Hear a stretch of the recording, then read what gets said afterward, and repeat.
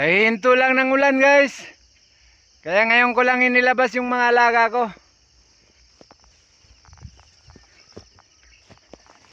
Ayan guys oh.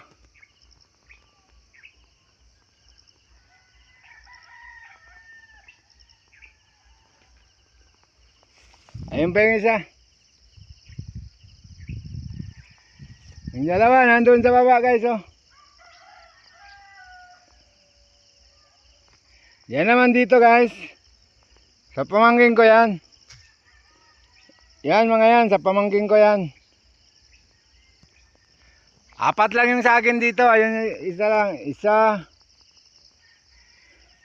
Dalawa.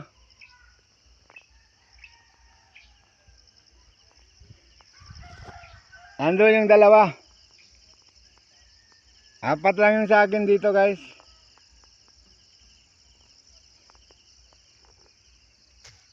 Yan mga yan, sa pamangkin ko yan. Nandun pa, sa pamangkin ko yun mga nandun guys.